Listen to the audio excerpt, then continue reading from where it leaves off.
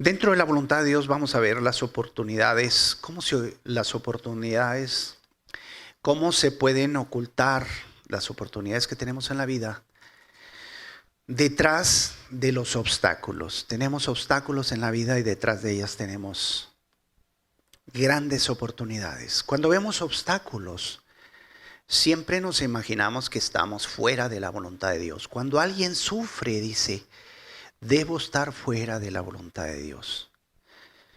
Eso no es un factor para decirnos que estamos fuera de la voluntad de Dios cuando estamos sufriendo alguna cosa en nuestras vidas. Leía yo algo hace mucho tiempo, algo muy sobresaliente que me ayudó a saber un poquito. El pastor Fred fue un ferrocarrilero en los Estados Unidos, entonces platica mucho de sus historias y sus hazañas mi pastor, acerca del tren. Entonces, ¿hay alguien de aquí que sea ferrocarrilero? ¿No? ¿Fogonero? ¿Tampoco? ¿Que se fue de trampa en algún tren? ¿Tampoco? ¿Nadie se fue de trampa? ¿Nadie trampó el tren para irse de mojado? Eso era muy visto cuando... Yo estaba leyendo sobre el tren. Y dice que la distancia normal entre los rieles de las vías, de un riel al otro, de una llanta de esas de fierro al otro, dentro de los Estados Unidos, que deben ser similares en nuestro país, es de 4 pies, 8 pulgadas y media. Si nosotros lo traducimos a nuestras medidas métricas, es 1.43 centímetros.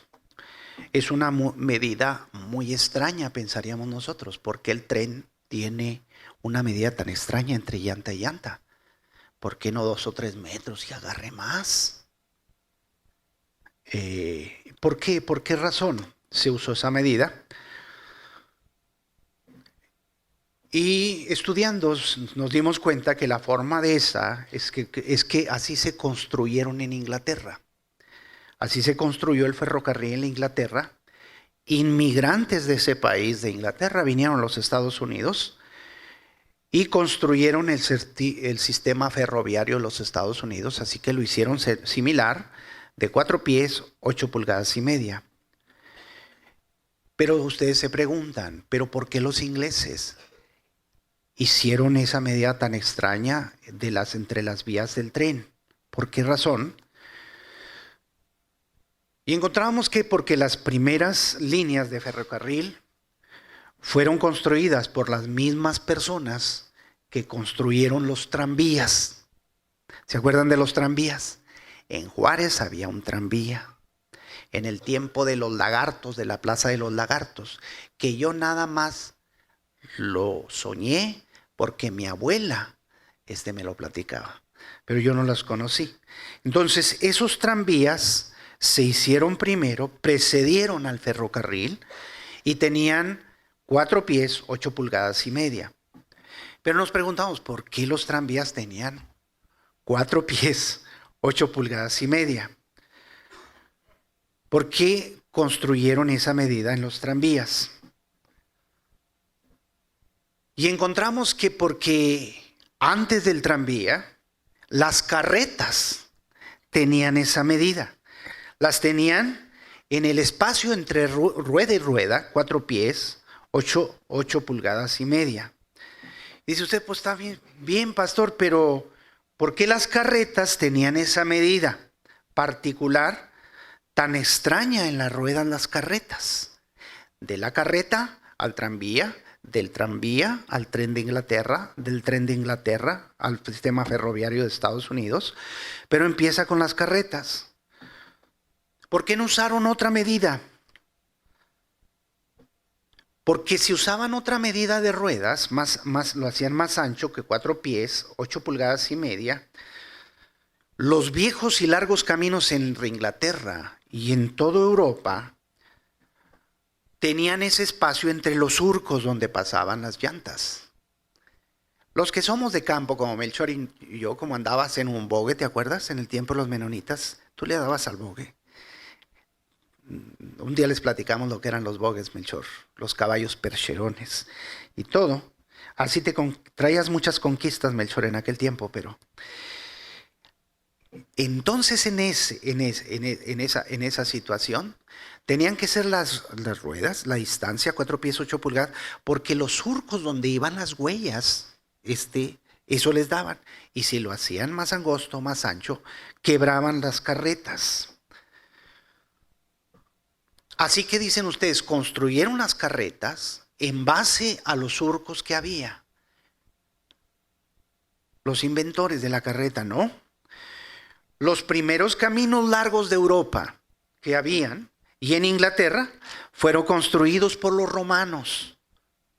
¿Se acuerdan? Todos los caminos llevan a Roma. Pero sus legiones, ¿para qué? Todo apuntaba a Roma. Todas las legiones imperiales de Roma tenían esos caminos y todas las carretas de guerra que ellos tenían habían hecho esos surcos. Los carros de guerra hacían surcos iniciales y todo el mundo los utilizó en un futuro por temor a destruir sus carruajes, y estos tenían 4 pies, 8 pulgadas y media para traficar por esos mismos caminos que había hecho Roma. Así que tenemos la primera respuesta hacia las vías del tren. Así que si tenemos 4 pies, 8 pulgadas y media, y ya vienen de las especificaciones originales de los carros de guerra de los romanos, ¿por qué los romanos le pusieron a sus carretas de guerra 4 pies, 8 pulgadas y media? Y no los hicieron más anchos. No los hicieron más anchos, los hicieron de ese tamaño porque era lo que les daba la parte trasera de los 2 caballos. La parte trasera de los 2 caballos dio la forma para que ellos le dieran esa línea. Y en eso hay algo interesante en todo, que los rieles del ferrocarril fueran hechos en base a la parte trasera de los caballos. Cuando vemos las plataformas de lanzamiento de los cohetes en la NASA en los Estados Unidos, unos de ellos, yo sin saber mucho, Melchor, seguramente tú un día me platicas cómo son estos. Les llaman el SRB, son cohetes aceleradores sólidos que utilizan. Y ellos, los científicos, no los pudieron hacer más anchos porque los túneles y las vías desde Utah hasta los lugares del estado de Utah, Utah el estado es la ciudad. O sea, es el estado, hacia los lugares, los ingenieros los diseñaron, no los pudieron diseñar más anchos, las vías para esos cohetes impulsores, porque ya estaban de 4 pies, 8 pulgadas y medio. Es interesante que el sistema de transportación más grande y uno de los más excelentes que se tienen en el mundo fue determinado en base a 2 caballos. Refiriéndome a esto, yo quisiera empezar dentro de esto. Eso es como historia y que pudiéramos ver los obstáculos que tenemos en la vida. Son parte muchas veces de la vida que nos toca llevar. Y los obstáculos que tenemos delante son excelentes oportunidades. Yo construí una pequeña traila ahí al frente y le puse todo el toque. Por fuera se ve así como marcianita, pero por dentro tiene un toque rico. Si me corre mi esposa, yo me quiero venir a dormir ahí. Tiene aire y tiene todo, está muy agradable. Y tengo tanto tiempo tratando de echarla y no se vende. Y alguien dice, es que es muy cara. Desbarátela, quítele toda la tabla roca, quítele toda la insulación y véndame el cascarón. Digo, pues qué tal loco, ¿cómo cree que voy a hacer esto? Pues mejor se la vendo así. Y ustedes saben que no soy muy bueno para los negocios, pero cuando menos quiero sacar lo que se le invirtió. Y me he puesto a pensar, ¿qué puedo hacer con ella, Señor? ¿Qué puedo hacer con ella? Llego a mi esposo, con mi esposa y le digo, ok, no se vendió nieve. ¿Qué se podrá vender? ¿Qué se podrá hacer? Entonces le digo a mi esposa,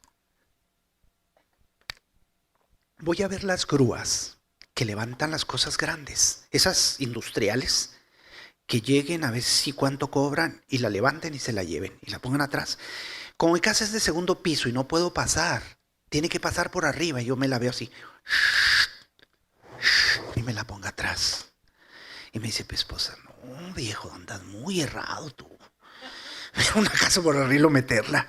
Y no se me quite la cabeza, digo, sí, porque mira, si no se puede usar, la arreglo.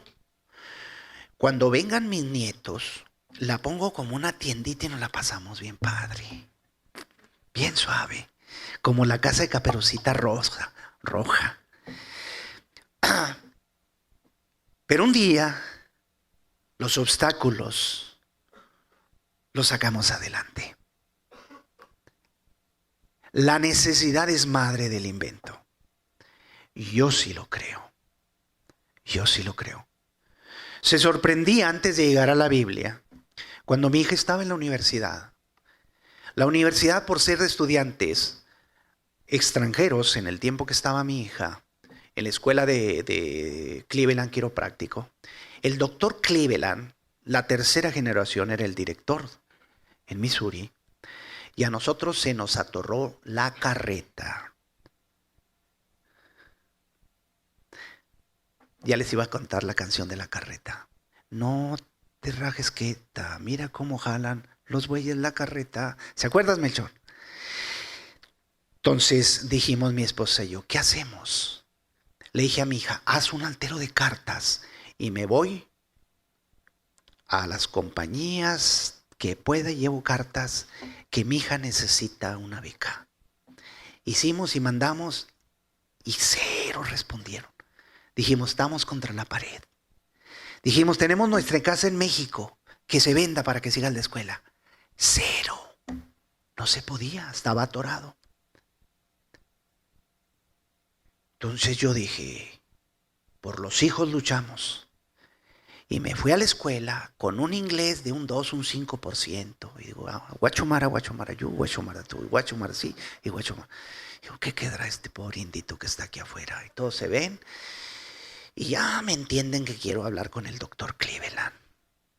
Y mi hija ni salía porque dijo, pues vas a hablar con el doctor Cleveland. Qué vergüenza, mi papá. Ponte guapo, papá.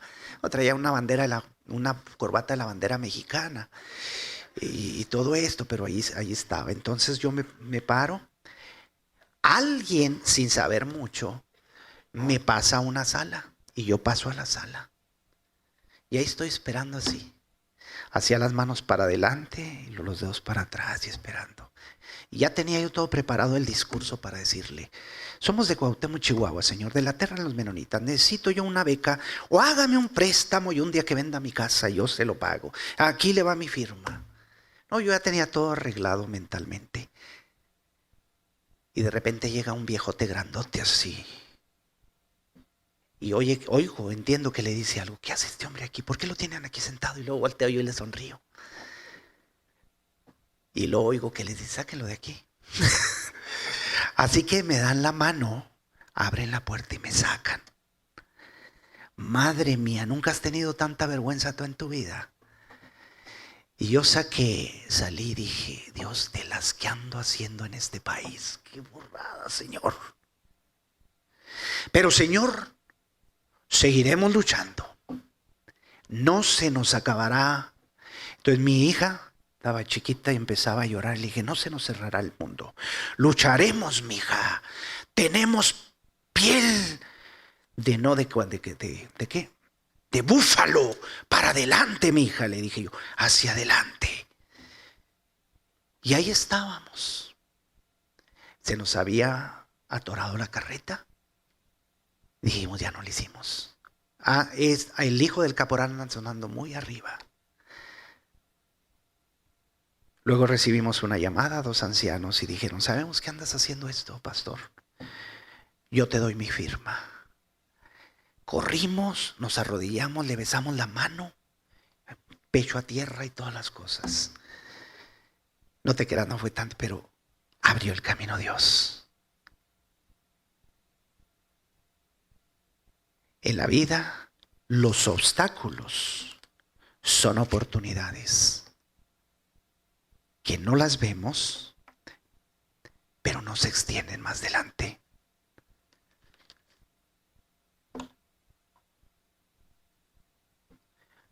Los obstáculos nos pueden llevar a excelentes oportunidades. De hecho, las más grandes oportunidades están disfrazadas por obstáculos.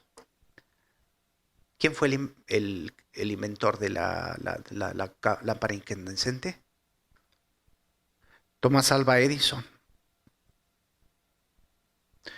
Un día no tenía y sopas que le cortaron el gas y no tenía calefacción en su casa.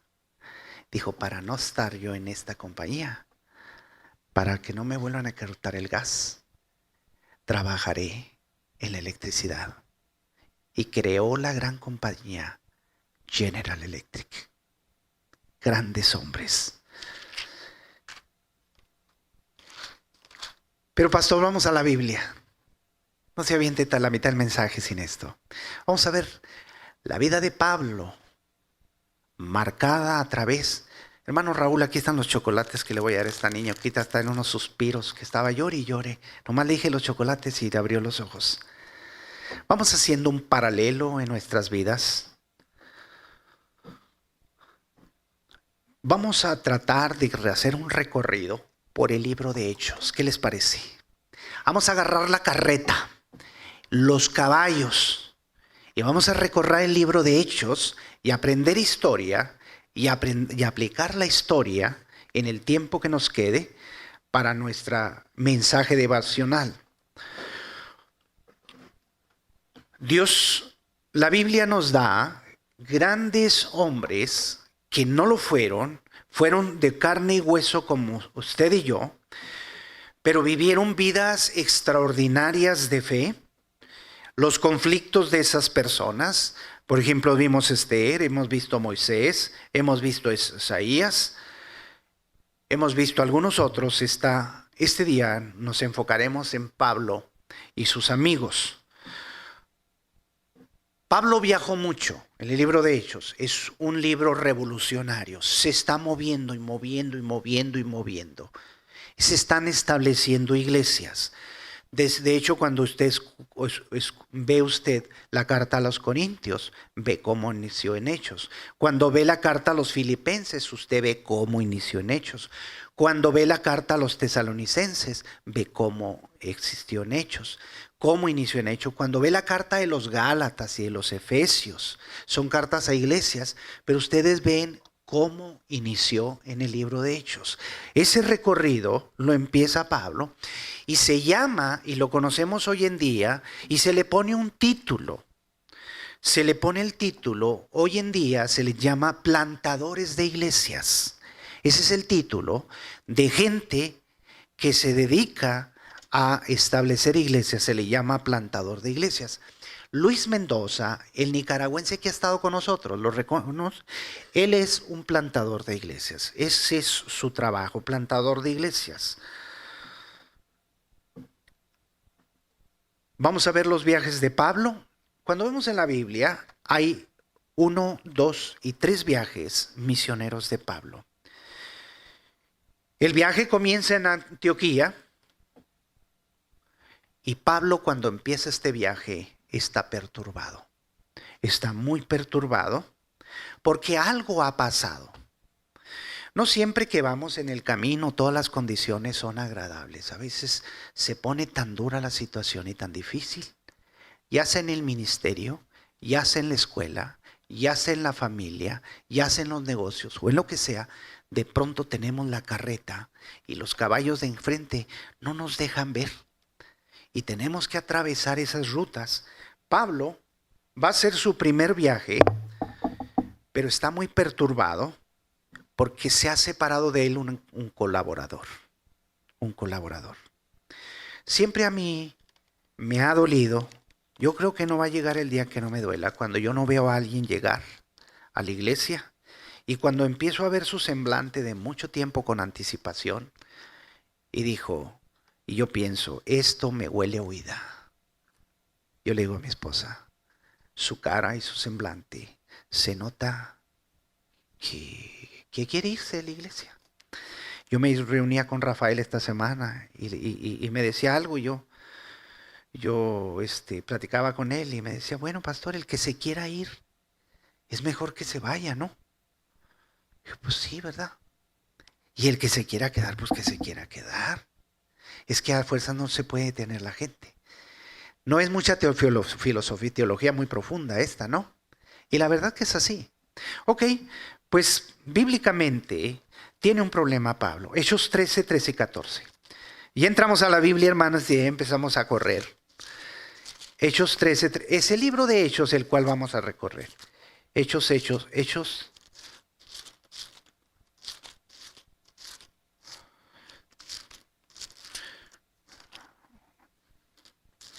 En Hechos 13, aquí está Pablo. En la parte de arriba, en el versículo 1, 13:1, había entonces la iglesia que estaba en Antioquía profetas, maestros, Bernabé, Simón, el que se llama Níger, Lucio de Cirene, Manaén, el que se había criado junto a Herodes el tetrarca, y Saulo. Ministrando estos el Señor y ayunando, dijo el Espíritu, apartadme a Bernabé y a Saulo para la obra que los he llamado. Entonces, habiendo ayunado y orado, les impusieron las manos y los despidieron. Ellos se fueron enviados por el Espíritu Santo, descendieron a Seleucia, navegaron a Chipre, llegaron a Salamina y anunciaban la palabra de Dios en lugares especiales. Se llamaban esos lugares como las sinagogas, porque siempre me interesa que usted vaya aprendiendo. Las sinagogas eran lugares que eran fuera, no necesariamente en Jerusalén, que estaban fuera de Jerusalén.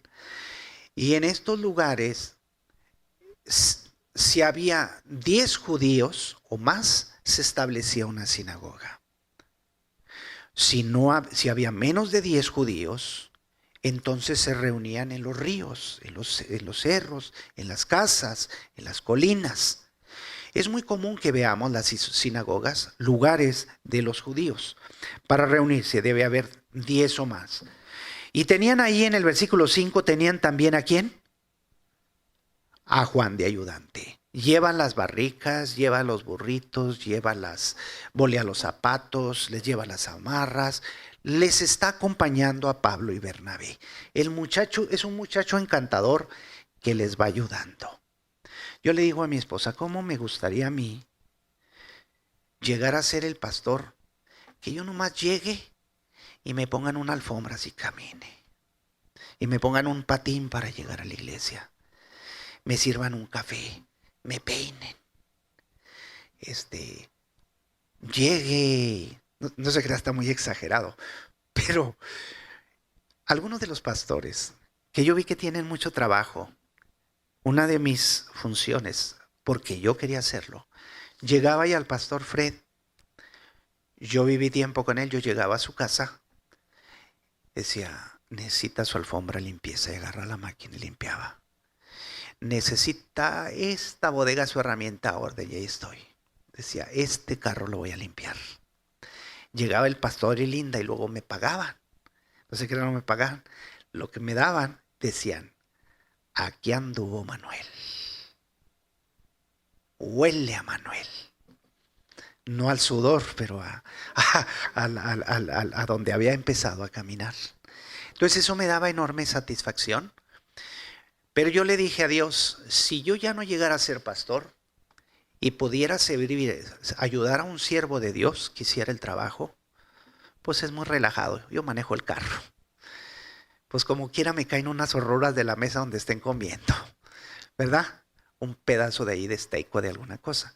Eso es agradable cuando llevas la responsabilidad. Okay. Van dos viejos que son Bernabé y Saulo, pero hay un ayudante que se llama Juan, encantador el muchacho, aguerrido, trabajador.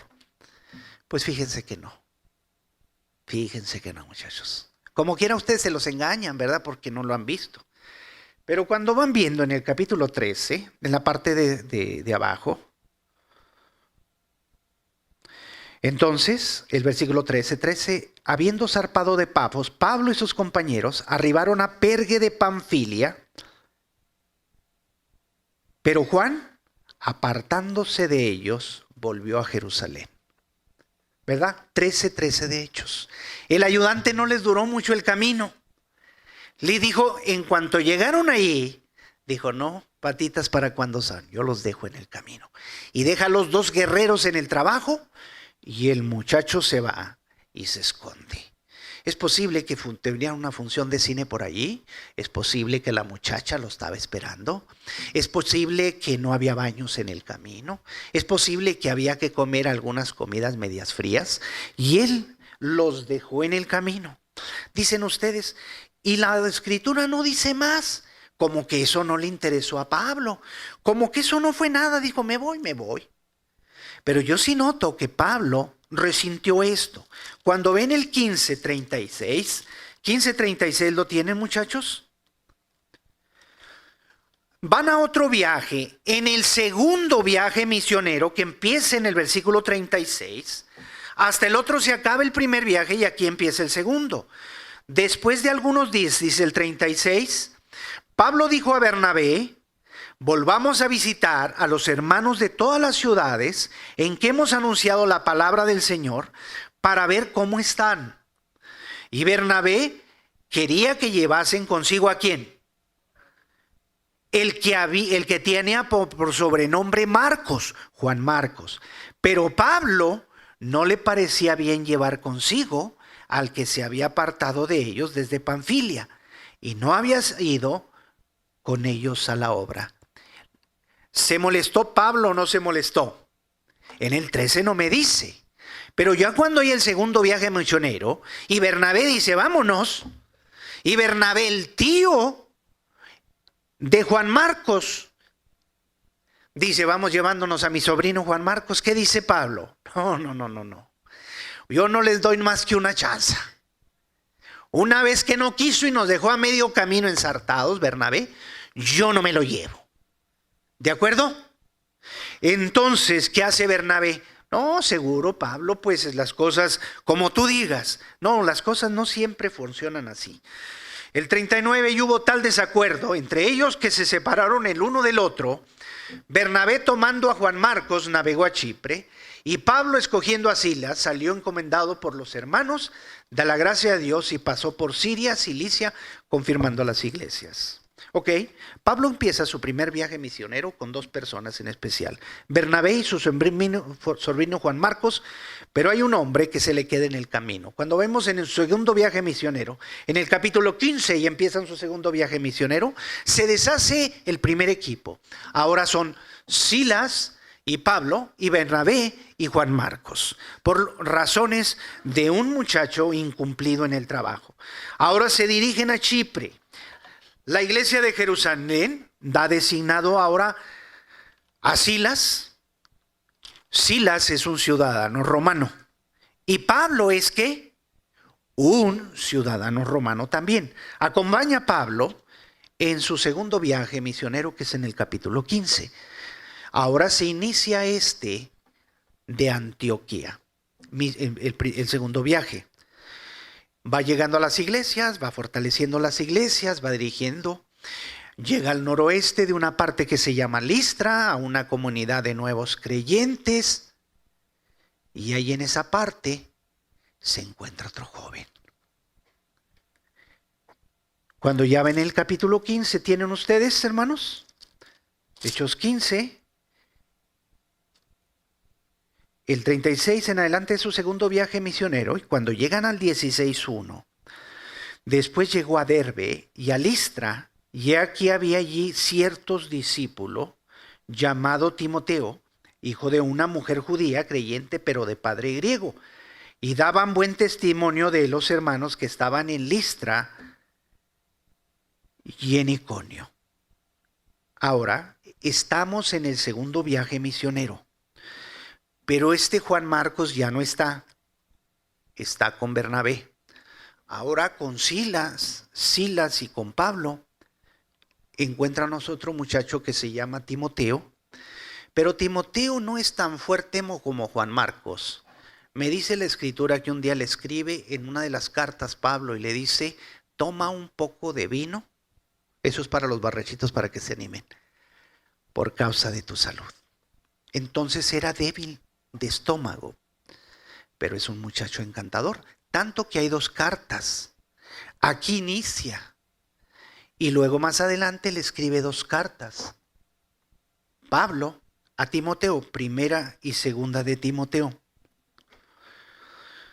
Es hijo de una mujer judía, cristiana, pero tiene un padre griego. Había sido educada por su madre y por su abuela.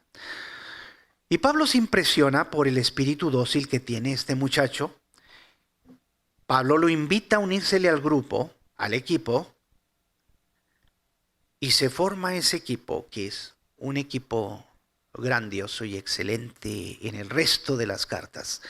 En el resto del libro de los Hechos lo vamos a ver hasta un momento que se queda Silas y se queda Timoteo en una parte, y en la parte más peligrosa sueltan solo a Pablo.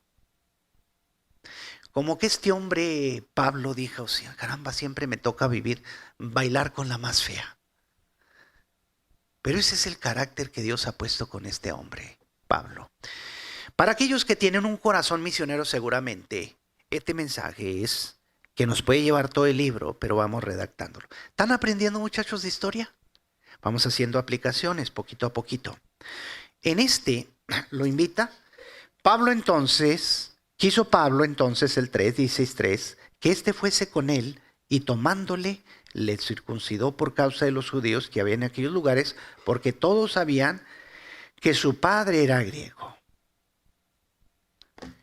Y en el versículo 3 dice, fue tomándole, Pablo se fue con él y tomándole. Ahora Pablo invita, es un nuevo hombre del equipo, es un nuevo miembro del equipo del segundo viaje misionero. Es interesante que dentro del ministerio siempre hay química. ¿Verdad que hay química? Tú dices, ¿qué es esto con esta persona que no alcanzo a checar? ¿No te pasa? ¿Te ha pasado? Mi esposa me ha dicho, ¿qué pasa, viejo? Es que aquí no logro hallar una química, que no sé qué química hay. Es la química cuántica, náutica o algo que no checa algo. ¿No te ha pasado? ¿Verdad que te pasa? ¿Cómo puede ser posible que vea a Timoteo? Y dice, caramba, Chihuahua, es encantador este muchacho. ¿Verdad que pasa? Hay gente que tiene un toque especial de carisma asombroso, un brillo especial que Dios ha dado en sus vidas, un toque especial. ¿No lo creen ustedes? Y yo sí lo creo. Yo lo creo especialmente. Cuando yo llegué a esta iglesia, había alguna gente, unos más atrabancados y otros medios trabancados. Y una mujer media atrabancada, oí que le dijo a alguien, yo acabo de llegar para ser pastor, y lo se sienta en un lado. Oigo la plática y dice, no vayan a tomarlo mal. Dijo, me gusta ese pelado. No lo tomen en la mala fea de la palabra. Es decir, me agrada ese pastor. Yo siempre quería agradarle a todo mundo, siempre. ¿Cómo sufría? Pero con el tiempo vas aprendiendo que no puedes agradar a todo el mundo. Pero hay gente a la que vas a tratar de pastorear en tu vida y ayudar a sus vidas. Vas a ayudar en sus vidas. Hay gente que posiblemente no quieren ser ayudados. O posiblemente es otra su visión que ellos tienen. Pero si yo puedo ayudar en el ministerio y con la experiencia que Dios nos ha dado y con la palabra, yo trataré de hacerlo. Tal vez no todos debiéramos estar aquí, pero los que estamos aquí, estamos porque el Espíritu de Dios nos tiene y cuando menos va una química cerca, ¿no? Rafael, hace que 20 años que te conozco, desde que estaba chiquito. Estaba chiquito, traías un mostachito así chiquito como Hitler, ¿te acuerdas? No te creas. Muchos años. Y no importa dónde esté, siempre nos comunicamos, siempre le digo, ¿dónde estás? Pues aquí ando caído, estoy ponchado. ¿Dónde estás? Pues allá ando por Krill, por Shenea, Chinorogachi, Sisogichi, Yepachi. Y en todo esto, hay gente y hay amigos que tenemos por el resto de nuestras vidas. Hay gente que podemos hacer y se quedan el resto de nuestras vidas. Eso los cuidamos y los valoramos. Hay otros que son de un momento. Es muy esporádico el momento rápido. Dice la Escritura que nosotros cuidemos a los amigos de nuestro Padre, porque son gente probada con el tiempo. Son gente que se va probando a través del tiempo. Aquí tenemos un muchachito que inicia, ¿verdad? Pues apenas está iniciando el muchacho en todo esto.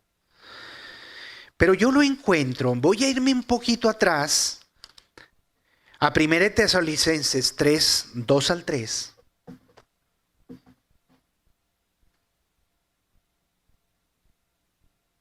Primera Tesalonicenses 3, 2 al 3. ¿Lo tienen, muchachos?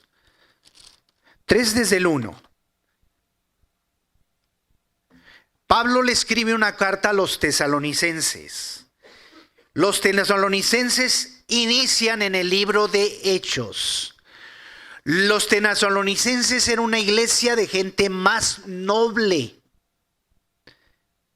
Y cuando Pablo aquí escribe, esta iglesia ya ha sido establecida. Tiene una situación que está viviendo Pablo con la iglesia de tesalonicenses. Hay una situación que lo tiene inquieto. Me interesa ver lo que Pablo hace. Por lo cual dice a los tesalonicenses, no pudiendo soportarlo más, acordamos quedarnos ¿qué? Solos en Atenas. Otra vez Pablo está solo. Se fue con Marcos, se fue Bernabé, te has quedado con Silas, tienes a Timoteo, pero ahora dices, yo no puedo soportarlo más. Mi pregunta y tu pregunta, ¿qué es lo que Pablo no puede soportar? ¿Qué es lo que Pablo dice? Yo no puedo soportar más. Así que dice, tuve que actuar. Entonces nos quedamos solos. Y el 2, ¿enviamos a quién? A Timoteo. El Timoteo del capítulo 16 aparece en Tesalonicenses capítulo 3. Dice, servidor de Dios y colaborador nuestro en el Evangelio de Cristo, para confirmar y exhortaos respecto a vuestra fe, a fin de que nadie se inquiete por estas tribulaciones, porque vosotros mismos sabéis que para esto estamos puestos. Porque también estando con vosotros os predecíamos que íbamos a padecer tribulaciones como ha acontecido y sabéis. Por lo cual, yo no pudiendo soportar más, envié para informar de vuestra fe, no sea que os hubiese tentado el tentador y que vuestro trabajo en el Señor fuera en vano. Pero cuando Timoteo volvió de vosotros a nosotros, y nos dio buenas noticias de vuestra fe y amor, y que siempre nos acordáis con cariño, deseando vernos, como también nosotros, entonces el 7 nos dice, nos fuimos consolados de vosotros por medio de vuestra fe. El muchacho que empieza en el capítulo 16 tiene una encomienda de trabajo en una de las iglesias que es a los tesalonicenses. El libro de Tesalonicenses se conocen por dos cosas. Primeramente porque habla mucho de la segunda venida de Cristo y están padeciendo. Pero también los tesalonicenses se hicieron una iglesia sumamente floja, zánganos. Tú puedes encontrar mucho material en el libro de los tesalonicenses que ellos decían, ya Cristo viene, señales hay, almas perdidas, viene a salvar, dice el canto. Entonces ellos se empezaron a aflojar, dijo, si ya Cristo viene mañana, pues ¿para qué consigo chamba vieja? Y el viejo se quedaba en casa y la señora no ponía frijoles y no venía Cristo. Por causa de eso se metieron en problemas y empezaron a robarse unos a otros. Entonces se hicieron ladrones. Entonces, tenían la promesa de la segunda venida de Cristo, pero estaban padeciendo una persecución. Entonces Pablo se pone a poner inquieto. Dice, tienen unos problemas. Entonces dice Pablo, no puedo soportarlo más, nos quedamos solos y les enviamos ¿a quién? Al muchacho Timoteo. Cuando va Timoteo, dice, para confirmaros y exhortaros.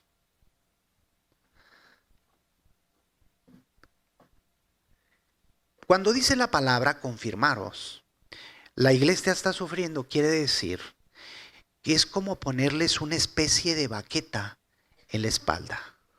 Lalo, tú me regalaste una faja de baqueta de este alto, ¿verdad? Que los que levantan pesas, cuando estoy malo de la cintura, yo me la pongo y parece me veo más derecho. La persona que me dice también, porque Rafael hace yoga y quiere andar derechito, siempre caminas derechito así, Rafael. Entonces me dice, pastor, abusado con la posición, porque esa bolita se va a ir quedando y se va a ir agachando. Ok, dijo Pablo, para confirmarlos, quiere decir que están batallando tanto que voy a mandarles a Timoteo para que les ponga una baqueta en la espalda. Esto es un término espiritual, no es físico, para que no se doblen, para que no se doblen. Es como ustedes que tuvieran sus hijos fuera estudiando en otra ciudad y dijeran, estoy tan inquieto o tan inquieta, vieja, que no sé cómo estarán mis hijos. Están en esa situación, yo no sé si les alcanza, si están cocinando, si ya les pidieron la renta. Siento que están batallando mis hijos en ese sentido. Entonces le dice él a ella, como yo tengo trabajo, vete a ver los muchachos a ver cómo están. Se deja ir la señora, los anima, los levanta, las materias y toda la cosa. Entonces cuando regresa, dice Pablo que él fue consolado por las palabras de Timoteo. En la vida nosotros necesitamos de amigos, de gente en medio de las circunstancias desagradables, porque el sufrimiento es inevitable. Alguien que no sufra no lo existe. Ahora yo quiero decir como mi segunda parte en mi mensaje. Uno de los mayores descubrimientos en todo esto, cuando estamos luchando en la voluntad del Señor, es cuando puertas se nos cierran. Dijimos, caramba, se cerró esta puerta.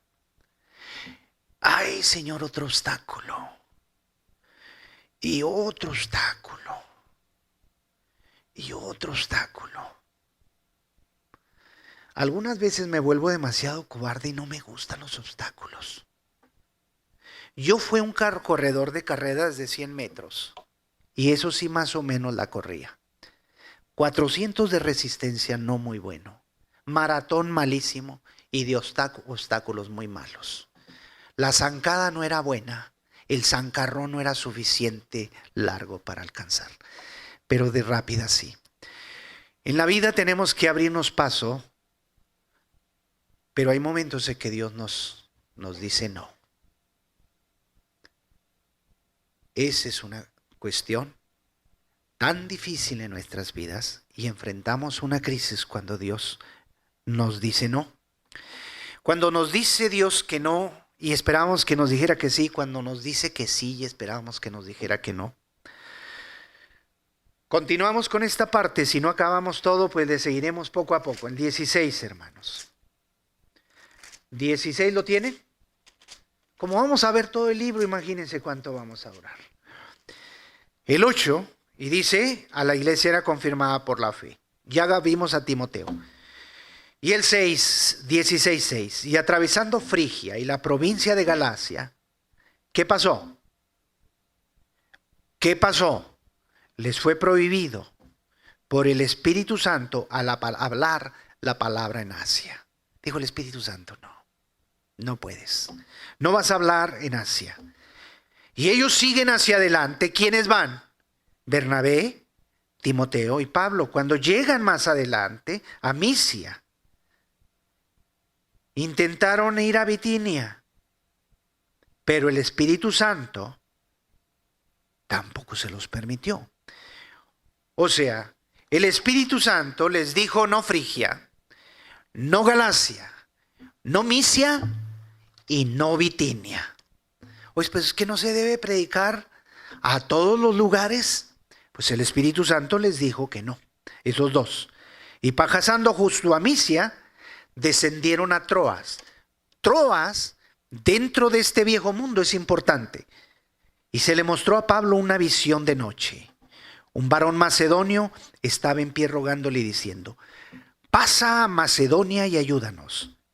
Y cuando vio la visión, enseguida procuramos partir para Macedonia, dando por cierto que nos llamaba para que les anunciásemos el Evangelio. Zarpando pues de Troas, vinimos con rumbo directo a Samotracia y el día siguiente a Nápoles y de allá a Filipos, que es la primera ciudad de la provincia de Macedonia, y dice que es una colonia. Y estuvimos en aquella ciudad algunos días. Y un día de reposo salimos para afuera, a la puerta, junto al río. Bien, ahora sigue a Bitinia, está en Troas, luego tiene una visión. En esa visión, entonces eran visiones y sueños. Los sueños ocurrían de noche, las visiones ocurrían de día. Viene un hombre de Macedonia y le dice: ven a Macedonia y ayúdanos, ven a Macedonia y ayúdanos. Esa Macedonia de donde se encuentra, dice en la historia, que está del otro lado del mar Egeo, hacia el otro lado. Ahora Pablo, Dios le cerró cuatro puertas: Frigia, Misia, Bitinia y Galacia. Pero ahora va a abarcar un continente. Ese lugar de Macedonia, que es especial Filipos, que está la carta, ¿a quiénes? A los filipenses. Ahí va a iniciar. Es parte de Macedonia. Cuando van ahí, en esta parte, la historia nos dice que es conocida como la Vía Ignacia.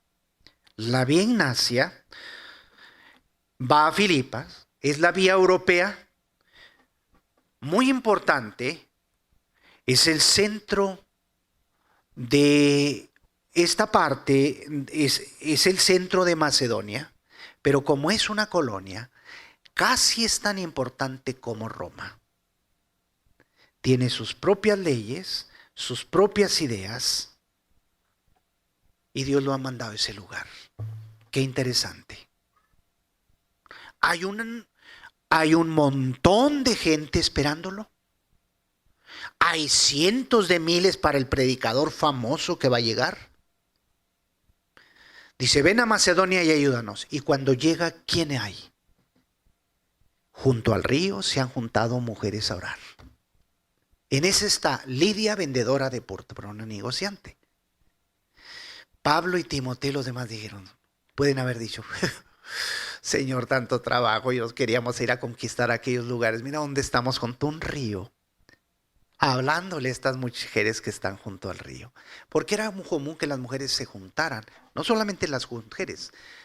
Me dice a mí, les dije al principio, que es muy posible que no hubiera una sinagoga ahí, porque estaban junto al río en el día de la adoración, entonces no había sinagoga. Entonces esta mujer se convierte y los invita a su casa. Qué interesante. Yo voy a hablar de un ejemplo. Cuando Dios nos envió a mi esposa y mí a este lugar, dijimos: ¿por qué Juárez, Señor? ¿Por qué no una isla del Caribe? ¿Por qué no Cancún? ¿Por qué no Hawái? ¿Por qué no Cuauhtémoc? ¿Por qué Juárez, Señor? Aquí ni la hierba crece, Señor. Mira nomás, el cedro de Odgara que puse, no sale nada. ¿Conoce el cedro de Odgara? Yo me doy vuelo con ustedes porque todo el dialecto tarahumara. Este es un árbol precioso, enorme, pino. Digo, no sale, no, el calor es increíble. Te necesita una temperatura especial. En nuestra avenida muere la esposa del hermano Raúl. Y yo le pregunto a mi esposa, en nuestros inicios, ¿Dios nos envió para ayudar a un solo hombre? Todo esto. Cuando llegamos, Raúl estaba en una tremenda depresión. Nos lo trajimos a la oficina. Arroz con leche, ¿se acuerda, hermano? Caldito de pollo. Más que eso, durante un año, hasta que, espero no ofenderlo con esto que estoy diciendo, hermano Raúl, pero es una verdad importante. Él no podía estar en casa, necesitaba por las noches caminar en las tiendas, porque era tremendo. Pasamos un año, y a través del año, cuando ya estuvo fuerte a los 2 años, Pancho Pantera se levantó, tomó chocomil, y como los hijos ya grandes, dijo, me quiero casar. Y no hubo poder humano que lo detuviera. Brincos para atrás y para adelante, se casó. Así que ya estaba sano.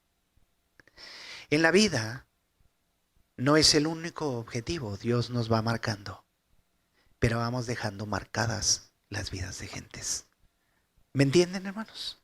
Y tú te preguntas, ¿es una sola persona, Señor? Una sola persona es importante. Cuando ahí empieza la iglesia de Filipos, yo voy a terminar con esto. 2 personajes más. Ahí en Filipos hay una muchacha que tiene un espíritu de adivinación. Está en el mismo capítulo, nomás por cuestión de tiempo se los parafraseo. Está diciendo, y gritaba, son siervos del Dios Altísimo, son siervos del Dios Altísimo, son siervos del Dios Altísimo. Y entonces se voltea a Pablo, le saca el demonio y la mujer es convertida. Los que hacían negocio con ella dijeron, ¿cómo ya se nos fue el negocio con esta divina?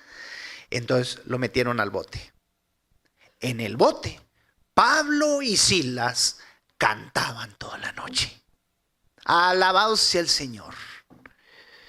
Precioso es su nombre. No me acuerdo de ningún canto. Quisiera cantar uno, pero no me acuerdo. Ya me iba a cantar uno de los soldados. Y cantaban toda la noche. Y en eso viene un estruendo y se quiere caer la cárcel, se abren las puertas. El carcelero, ¿de dónde? De Filipos, quiere matarse porque ya se fueron todos. Y los cree que los va a perder y entonces lo detiene Pablo y Silas. Detente. Le hablan a él y su familia y se convierten. La iglesia inicia con Lidia en el río, con una mujer endemoniada y con un carcelero.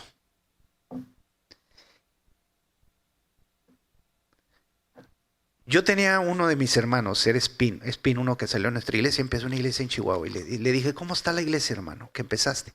Dijo, bien bíblica, esa iglesia es bíblica.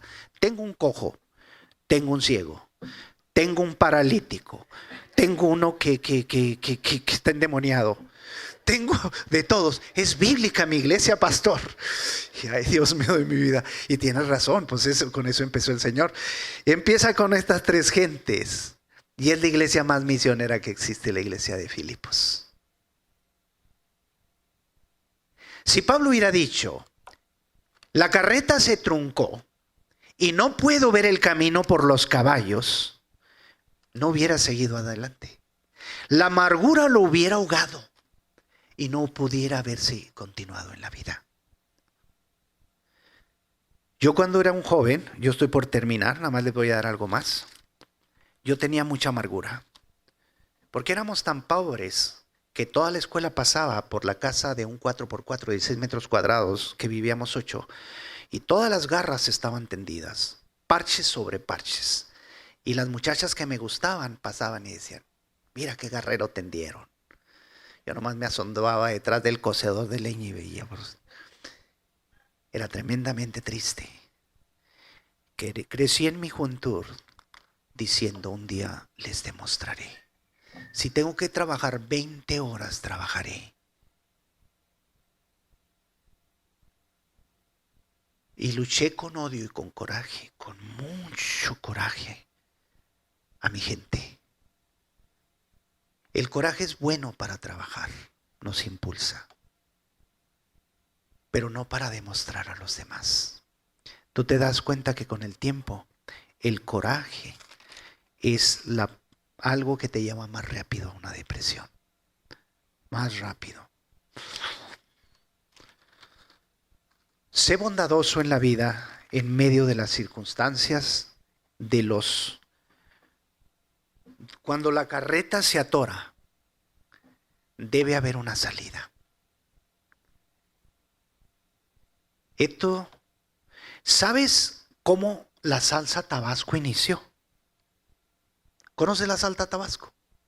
Le encanta a mi esposa la salsa Tabasco, la es chiquita. En la guerra civil de los Estados Unidos, de pronto se quedaron en el sur de los Estados Unidos, en esa guerra, se quedaron casi sin comida. Uno de los hombres cerró su fábrica y hizo una hortaliza atrás. Y dentro de lo que sembró chile jalapeño y otros chiles. Como no había mucho para qué comer, pues también le puso un poco de vinagre y lo puso en unas botellitas que tenía. Y eso le convidaba a los vecinos. Fue tan de buen gusto que con el tiempo los vecinos le dije, ¿no tienes uno, vecinita? Véndeme uno. Tiene el nombre Tabasco, pero no es de Tabasco. Fue creado por esta persona. En medio de las necesidades, de los más grandes obstáculos, nos crean los más grandes inventos. Pablo está caminando, un hombre lo ha dejado, seguramente está perturbado, pero no ha perdido el corazón. Mantengamos el corazón, yo termino con eso. Leía yo de una de las Olimpiadas especiales, esto es para gente especial, gente discapacitada. En la ciudad de Seattle, Washington, hubo 9 concursantes, 9 adolescentes, todos física y mentalmente discapacitados. Los 9 se colocaron en la línea para aventarse la carrera de 100 metros planos. Recuerden, todos incapacitados, si no física, mentalmente. Era una olimpiada de gente especial. Cuando sonó el tiro de partida, salieron los 3. Todos con el anhelo de terminar y ganar la carrera. Pero un niño se cayó. Tropezó en el asfalto y fue dando vueltas y se dio un par de tumbos y comenzó a llorar. Los 8 que iban al frente lo oyeron llorar.